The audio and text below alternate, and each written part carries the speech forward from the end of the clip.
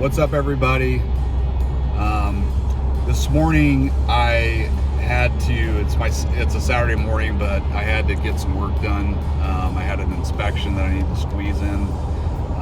So I'm leaving straight from, I'm just shooting pictures of comps, and then I'm heading out to Cal Expo to go to the Sac Reptile show. So looking forward to that. Hopefully I'll see some people there, and might see a few animals, but I'm not vending, I'm not bringing anything, and I'm not picking anything up. So it's going to be nice just to kind of hang out and chill for a few hours and just kind of browse without any expectations or anything like that.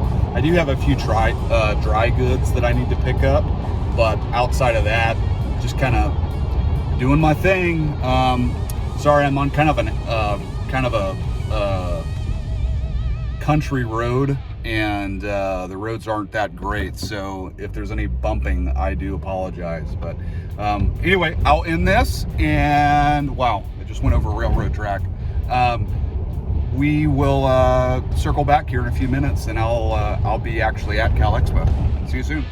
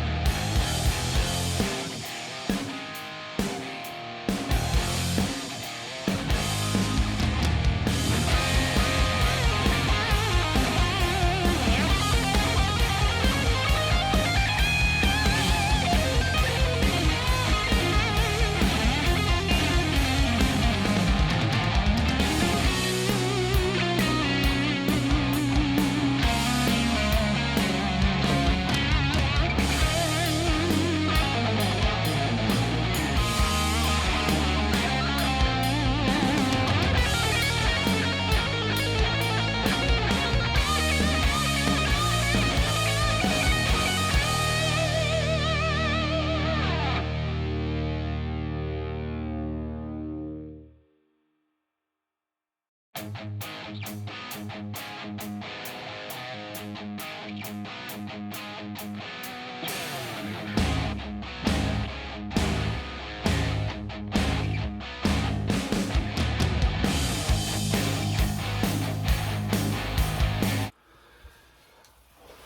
up, everybody?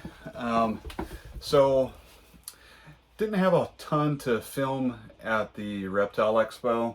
That was kind of on me, to be perfectly honest. I had some good vendors that I wanted to go to, but I just was having extreme back pain, and I left after like 2 hours. So sorry, there will be other opportunities.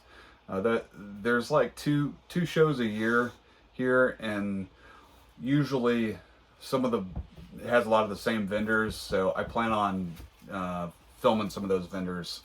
But I figured I'd take the time here just to address something. Most of you know what happened in Florida. By this point, everybody's probably seen the videos and read the articles and all this stuff. I try to stay away from all the drama and all that. It adds a lot of negative light to the hobby, a hobby that's under a lot of scrutiny right now. But as someone that is a Florida native, grew up in Florida, I've lived in California only for like the last 11 years, and I have already addressed this with my employer, but I'm planning on moving back to Florida after my youngest graduates high school, which is next summer. So in September, October of 2024, I'm relocating back to Florida. And as far as things are right now, the company I work for has already said, you know, we'll make that happen. We'll facilitate the move.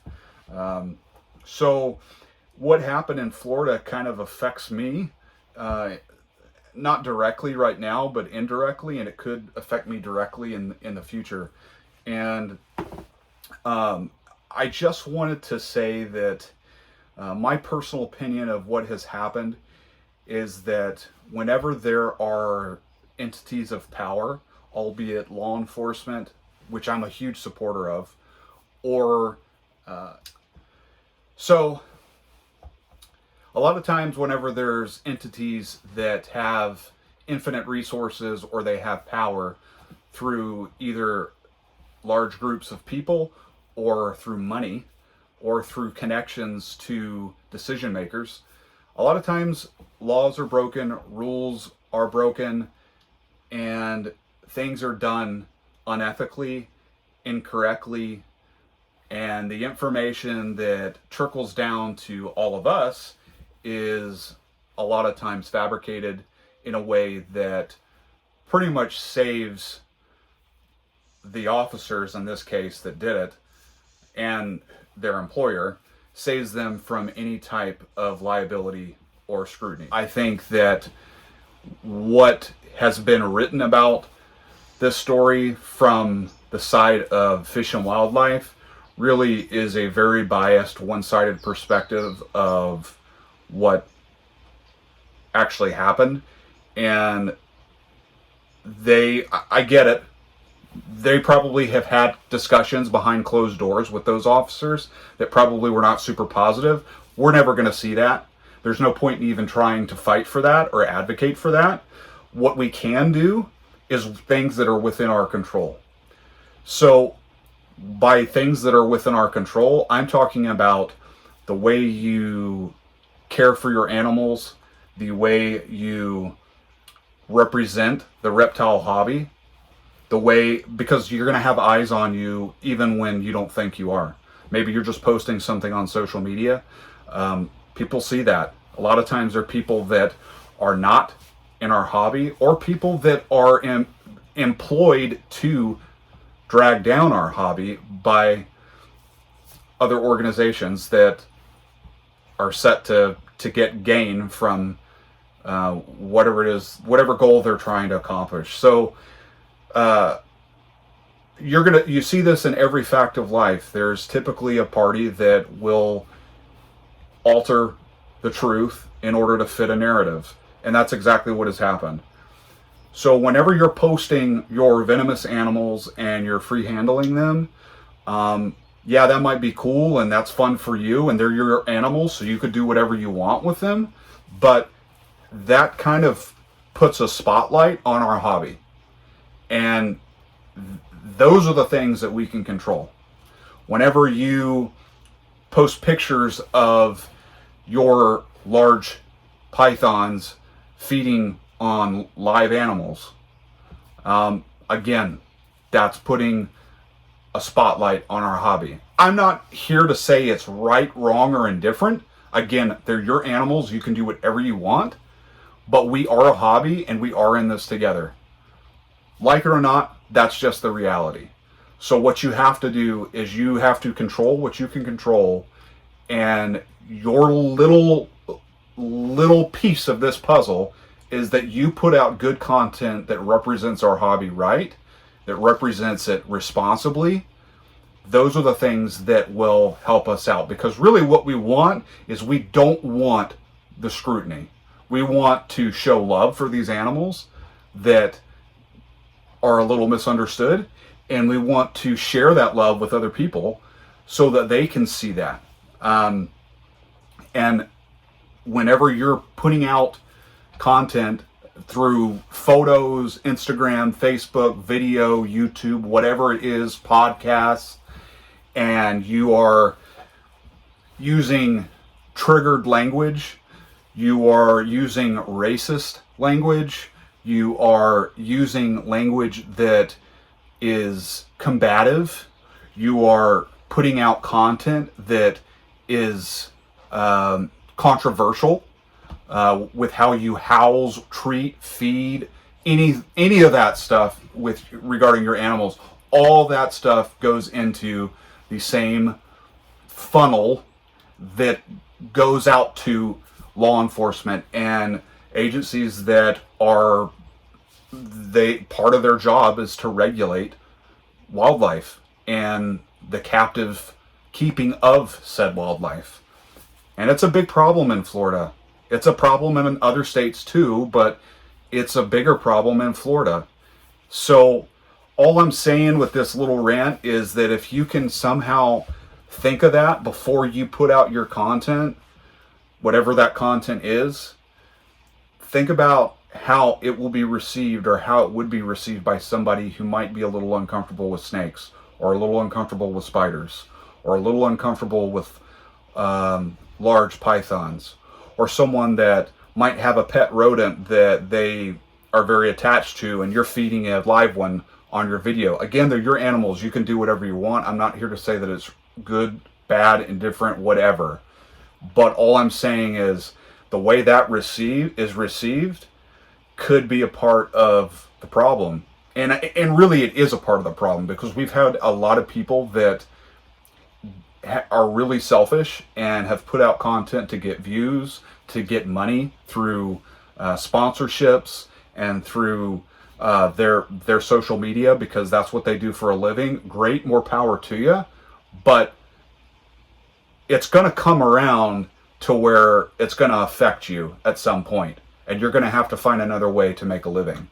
So all I'm saying is, be responsible and think about that before you put it out there, and make sure that you're educating people.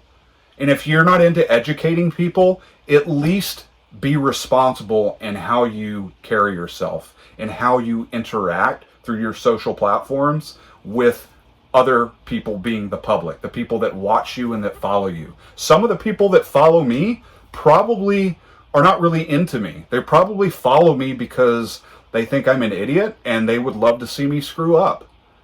And maybe some of those people work for someone that could actually, ruin my day, and come after me for some reason. I know that's kind of far-fetched. I don't have a lot of subscribers, but the truth is there's a lot of people out there that have a lot more subscribers than me, and their audience is much larger.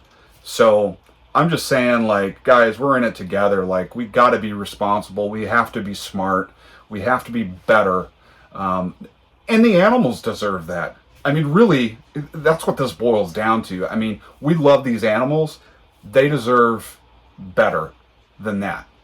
I guess that's what I'm saying. So if there's anything you guys could take away from this, it's like, just be good to your animals and know that people may not have the same affection for reptiles or creepy crawly creatures like inverts and stuff that you do.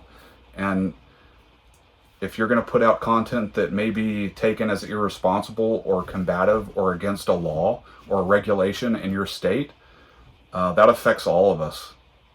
So with that, I hope you guys have a nice weekend, what's left of it. I'll have this out to you guys. It'll probably be later Sunday by the time you get it. Let's make some good changes. Let's tackle this together responsibly. Make sure you go to USARC. Try to donate. If you're not a member, their membership fees are like 20 or 25 bucks a year. It goes to them being able to fight these policies that are trying to be passed to take away our freedom of keeping these animals. And I know there's a lot of really responsible keepers out there, like myself, that would hate for that to happen. This is like therapy for me. I have anxiety, depression, all that stuff.